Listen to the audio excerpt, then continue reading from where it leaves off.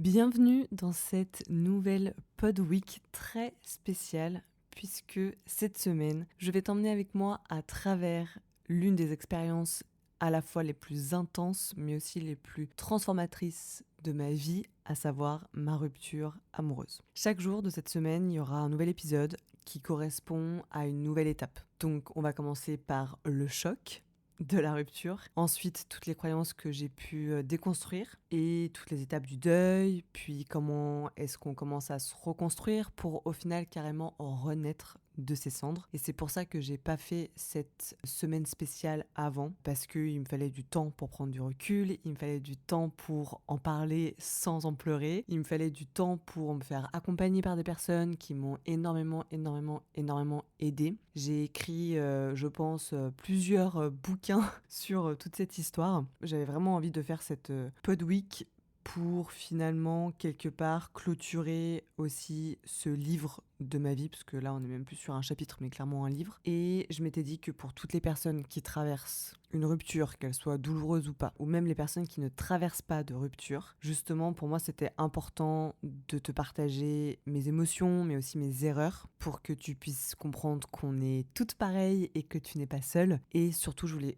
aussi énormément partager les outils qui m'ont aidé et toutes les victoires qui m'ont permis d'aller de mieux en mieux. Et l'idée étant que à la fin de cette semaine, j'espère que tu verras la rupture amoureuse d'une nouvelle façon. Donc aujourd'hui, ça va pas être l'épisode le plus long et le plus deep qui soit, mais pour moi, c'était important de remettre du contexte. Aujourd'hui, je vais te parler du tout premier instant, cet instant où tout bascule, ce moment où ton cœur est littéralement arraché en une fraction de seconde, ce moment où tu te demandes si t'es pas en train de rêver ou si c'est vraiment en train d'arriver. Voilà, on se prépare jamais à ce genre de moment, enfin en tout cas moi dans cette rupture-là, vraiment pas. Peut-être que dans certaines relations, c'est possible de s'y préparer. Le fait est que tu as toutes les certitudes du monde qui s'écroulent, tes projets, même toute la confiance que tu pouvais donner à quelqu'un, tout part d'un coup, littéralement. Vraiment, en tout cas pour moi, le sol s'est littéralement effondré sous mes pieds. Et je me souviens précisément de ce moment-là, puisque demain ça fera 3 mois. Donc je me rappelle très bien de la phrase, du regard. Et voilà, du coup dans cet épisode-là, je voulais juste replanter le contexte encore une fois, parce que tu vas voir que forcément depuis 3 mois j'ai pris du recul, donc forcément j'ai noté des choses qui se sont passées à ce moment-là que j'avais pas conscientisé ou que j'avais pas analysé forcément sur l'instant T. Et ça va me permettre d'enchaîner du coup sur les autres épisodes où là je vais pouvoir vraiment t'expliquer tout ce qui s'est passé dans ma tête. Mais l'idée étant que là, je voulais t'expliquer le moment. Le moment où ça se passe, c'est littéralement un choc émotionnel. Et du coup, je voulais reprendre quand même la définition de ce que c'est qu'un choc, donc je vais te la lire. Le mot choc vient du verbe choquer, qui signifie heurter violemment. Tu as un sens physique, donc c'est une rencontre brutale de deux corps, un choc entre deux voitures par exemple, ou une conséquence matérielle de ce heurt. Un choc violent, un choc électrique. Mais il y a aussi un sens psychologique / émotionnel. C'est la perturbation soudaine et intense ressentie face à un événement imprévu, être sous le choc d'une nouvelle. Et c'est aussi la réaction de sidération, de stupeur, d'incrédulité, restée figée après un choc émotionnel. Et vraiment, c'est vraiment ça que tu vis au moment, à l'instant T où tu comprends que tu n'es plus avec la personne. C'est un choc. C'est l'instant où la réalité percute brutalement ta vision du monde. Vraiment. T'as une espèce de coupure nette qui se fait entre le avant et le après. Et ça passe par une réaction physique. En tout cas, moi, c'était genre palpitations, gorge nouée, mes jambes qui lâchent littéralement. Mais c'est aussi forcément un choc psychique, quoi. T'as de l'incompréhension, de la sidération, voire même tu peux être dans le déni. Et du coup, c'est assez dingue parce que le cerveau a une capacité, j'ai l'impression, en tout cas tu me diras si je me trompe, mais à plus se remémorer des moments douloureux que des moments heureux. C'est-à-dire que je me rappelle bien plus de ma séparation qui date d'il y a 3 mois et de ce jour exact de tout ce qui s'est passé que par exemple ma semaine, je sais pas, en Turquie, Tunisie, où c'était génial, j'étais entourée d'amis, on a passé des moments cool, mais tu vois, je vais pas me rappeler exactement tout ce qui s'est passé dans mon corps, tout ce qui s'est passé dans ma tête à ce moment-là. Et là, pour le coup, je me rappelle vraiment de la pièce, de la lumière. Je me rappelle même de ce que je portais comme vêtements, pour te dire. Et surtout les mots qui te coupent le souffle, littéralement. C'est dingue parce que je me rappelle que, ça je l'ai compris après coup, mais ça te prend une énergie telle que franchement j'ai eu l'impression que j'avais couru un marathon une fois que j'ai compris, et limite c'est quasiment impossible de parler. Finalement c'est quelque chose qui est assez difficile à décrire et on est toutes différentes face aux ruptures amoureuses. Et pour moi en tout cas, j'avais tellement une relation fusionnelle avec cette personne. On était 24 heures sur 24 ensemble, 7 jours sur 7. On avait tous nos business ensemble. Voilà, c'était vraiment, comme je l'ai toujours dit, hein, c'était mon mec, mais c'était aussi mon meilleur ami, c'était mon business partner, etc. Donc vraiment, genre, moi, mon monde, à ce moment-là, s'est vraiment écroulé. Genre vraiment, j'ai senti une fissure, mais à l'intérieur même de mon corps. Donc j'essaie de t'expliquer au mieux ce que j'ai ressenti, mais en fait je me vois tourner la tête, avoir ce moment de sidération qui dure genre un quart de seconde, tu vois. Là je me revois crier, mais genre crier de douleur, genre limite je pense que c'est le genre de réaction que j'aurais pu avoir s'il était mort devant mes yeux, tu vois. Vraiment c'était horrible, j'ai crié, crié, crié, crié, je me suis effondrée physiquement, je suis allée prendre un coussin pour pouvoir crier dedans parce que je voulais pas qu'on m'entende, et ce truc dans ta poitrine où vraiment à l'œil nu tu voyais ma poitrine qui battait à 1 milliard de pourcents, à la fois qui était brisée en 1 milliard de morceaux, quoi. Franchement, j'ai essayé de réfléchir à si j'avais déjà ressenti une douleur pareille, et pourtant j'ai connu quand même des décès dans ma vie aussi. Et franchement, non. Et ton cerveau ne suit absolument pas. Genre, je veux dire, après, peut-être que j'avais pas encore assez travaillé sur moi et sur ma posture et sur ma vision, mais tu vas voir après dans les prochains épisodes, je t'explique tout ce qui s'est passé. Mais en tout cas, à cet instant T-là, je me suis rendu compte que j'avais vraiment pas assez travaillé mon cerveau, parce qu'en fait, il arrivait juste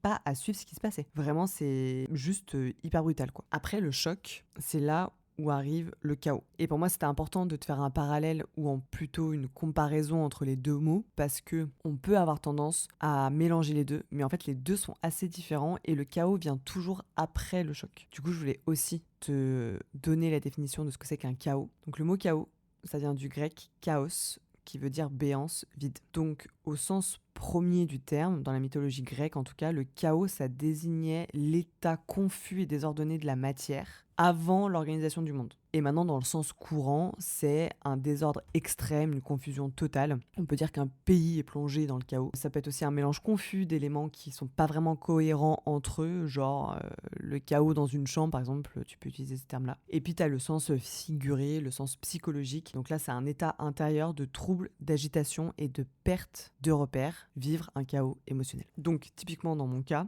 c'est vraiment ce moment où toutes tes émotions s'entrechoquent. Donc c'est pas le choc en lui-même, c'est vraiment post-choc. Là, tes émotions, tu contrôles plus rien. Et moi, ce qui m'est vraiment arrivé, et c'est pour ça que je voulais refaire la définition, c'est vraiment ce truc perte de repères. Vraiment, vraiment, genre, là, j'avais plus de repères. Plus de piliers. Je me rappelle que quand on s'est rencontrés, il m'avait fait une image que j'avais jamais entendue avant. Mais il m'avait parlé, genre, en gros, de deux boules qui se rencontrent et en fait, c'est des demi-boules. Enfin bref, c'était. Je vais t'épargner ce genre d'histoire parce que c'est un peu long et c'est un peu relou. Mais tout de suite, j'ai eu cette vision-là où, en fait, il me manquait. C'était ma demi-boule. Et en fait, il me manquait la moitié de moi, quoi. Et il me manquait, je pense, la partie haute, c'est-à-dire le cerveau et le cœur, quoi. Donc vraiment, j'avais plus rien. Plus rien n'a de sens. Et c'est littéralement l'image d'une tempête à l'intérieur de toi. C'est-à-dire qu'en l'espace de 1 seconde, je pense que tu peux autant ressentir de la colère, de la tristesse, de l'espoir, de la peur. Bref, il n'y a aucune logique à ce moment-là. Vraiment, tu passes d'une émotion à une autre, mais en un quart de seconde. Je me suis vue genre pleurer, hurler de tristesse. Après, genre avoir envie juste d'être en colère contre lui, de pas avoir essayé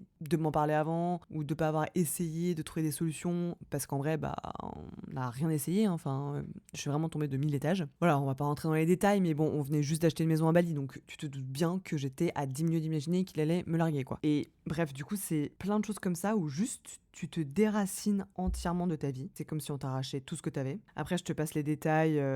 Voilà, pas envie de manger, pas envie de dormir. Enfin, en vrai, t'as juste envie de rien et tu sais même plus pourquoi tu te lèves le matin. Alors que tu sais que le pourquoi je me lève le matin, il est très très très fort chez moi. Et c'est d'ailleurs là que j'ai compris qu'en fait, depuis des années, je me levais pas pour moi, mais je me levais pour nous. Tout ce que je faisais dans mon quotidien, c'était pour nous construire un avenir ensemble, etc., etc. Et alors là, du coup, le matin, mais franchement, c'était une catastrophe. Et puis du coup, ton cerveau, t'imagines, hein, genre toujours en boucle, en mode comment est-ce que je vais faire sans lui, j'ai plus rien sans lui, est-ce que j'ai raté quelque chose, est-ce que notre finalement histoire était fausse, est-ce que y a quelqu'un d'autre, enfin genre tu te poses 1 milliard de questions, la confiance se brise direct. Pour moi en tout cas c'est genre une trahison directe, surtout quand tu t'y attends pas. Et du coup, après, t'as plein d'autres questions qui arrivent. Et vraiment, je me rappelle, ce qui finalement, je crois, m'a le plus choqué, c'est que bien sûr que dans ta tête, c'est le chaos. Mais ce que je pensais pas, c'était vraiment au niveau physique. Genre, ton corps, c'est ouf, c'est encore la preuve que ton corps te passe des signaux. Parce que là, mon corps, mais vraiment, m'a donné, enfin, je vais te passer les détails, etc. Mais vraiment, j'ai senti que mon corps lâchait, littéralement. Et c'est là où je me suis dit, non, mais en fait, maintenant, à partir de maintenant, quand ton corps te dit un truc, même si ton cerveau te dit autre chose, écoute ton corps, en fait. Ça sera la meilleure arme que tu puisses avoir. Et voilà, donc du coup, juste face à cette espèce de tempête. Et maintenant que j'arrive à prendre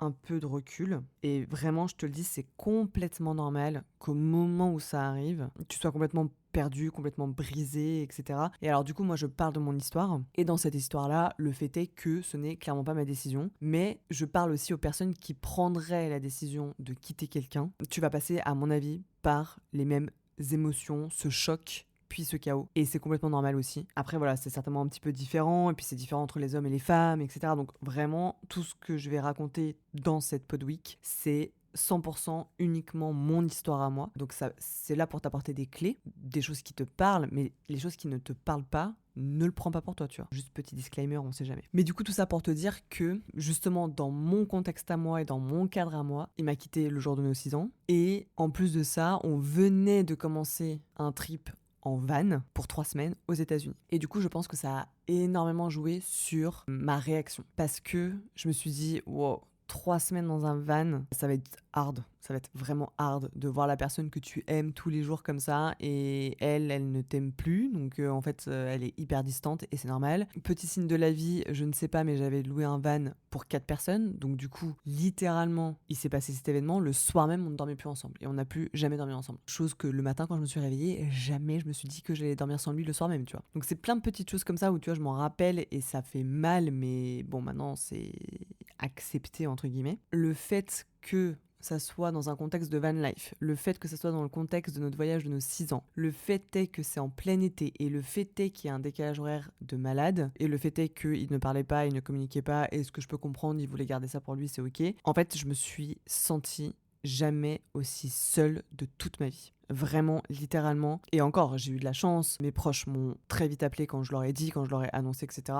Mais à ce moment-là, en tout cas moi, avec le caractère que j'ai, la personnalité que j'ai, mon côté, je pense, un peu plus féminin et je suis quelqu'un de très tactile en plus, genre c'était un enfer. Franchement, c'était un cauchemar, je ne souhaite ça à personne parce que j'étais seule. Je pouvais faire de câlins à personne, je pouvais pleurer dans les bras de personne, je pouvais pas sentir la chaleur humaine. J'étais seule dans un van au fin fond du Wyoming. Il y avait pas de réseau, donc en plus très rarement je pouvais finalement appeler mes proches. Il faisait très froid dans le van.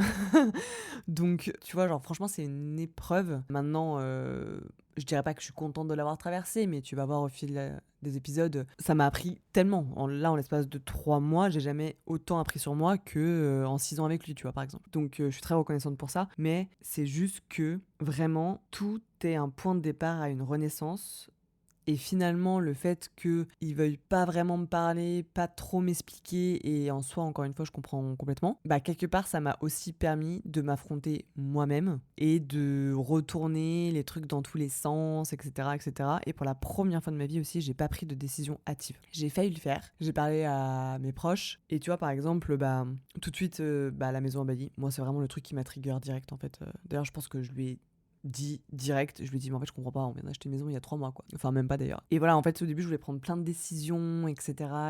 Et ouais, j'ai notamment un ami qui m'a dit choisir c'est renoncer. Bah toi là tu renonces à choisir. J'ai pas eu envie de prendre de décision, j'ai pas eu envie de choisir quelque chose de façon hâtive et ça va complètement à l'opposé de ma personnalité. Je suis une bélier, je fonce tête baissée sans réfléchir, ça va vite, c'est tac tac tac tac tac tac. Et bah là, je pense que mon ascendant scorpion a vraiment pris le dessus, où j'étais plutôt dans la noirceur d'un scorpion, dans le côté badant, pas ouf du tout, qui se laisse mourir, clairement. Mais je pense que c'est finalement là-dedans que j'ai trouvé ce côté de lâcher prise que je cherchais depuis des mois, voire des années, comme tu le sais. Enfin, mon podcast a moins d'1 an, mais en tout cas sur les réseaux sociaux, ça fait quand même des mois et des années que je parle de ce truc de lâcher prise. Et là, je me suis dit, non, mais en fait, c'est ton épreuve.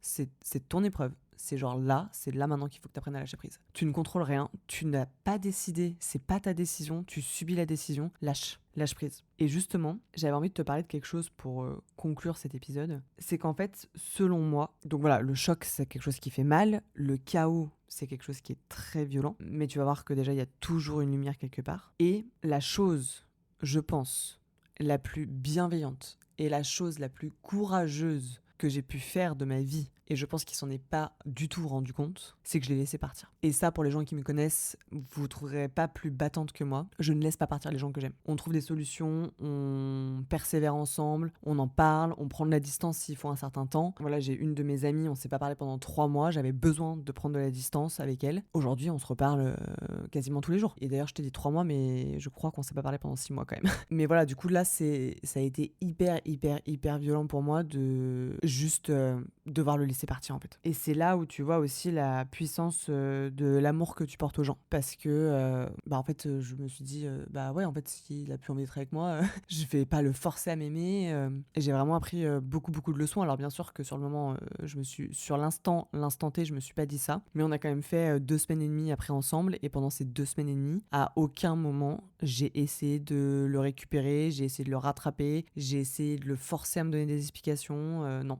En fait, je l'ai laissé vivre, je l'ai laissé partir, quoi. C'est quelque chose qui est hyper difficile à faire. Je pense qu'il s'est même pas rendu compte que ça avait été finalement super dur pour moi de pas essayer de le rattraper, de pas essayer de forcer un peu le truc en mode genre non mais on peut encore en discuter, on peut prendre de la distance, on peut aller voir quelqu'un ensemble, viens on en parle, c'est quoi qui t'a trigger, c'est quoi ci, c'est quoi ça. Rien. Genre j'ai laissé les 2 semaines et demie passées. Pas comme si de rien n'était, mais tu vois, genre vraiment, en fait, c'est sa décision. Je peux que la subir, / l'accepter. Mais pour moi aussi, et je vais conclure avec ça pour cet épisode, c'est que quand tu laisses partir les gens, et je t'invite très fortement à lire le bouquin Let Them de Mel Robbins. Ce bouquin a littéralement changé ma vie. Quand tu laisses partir les gens, finalement, tu te laisses plus de place pour toi. Alors après, bien sûr, ça dépend dans quel genre de relation tu as été, mais comme je te disais, moi, le matin, je me levais, mon pourquoi, c'était nous. Et 80% de mon énergie, elle était dirigée vers mon couple et seulement 20% vers moi. Et l'énergie, comme tu sais, c'est quelque chose que j'ai aussi beaucoup travaillé ces 3 derniers mois. Et en fait,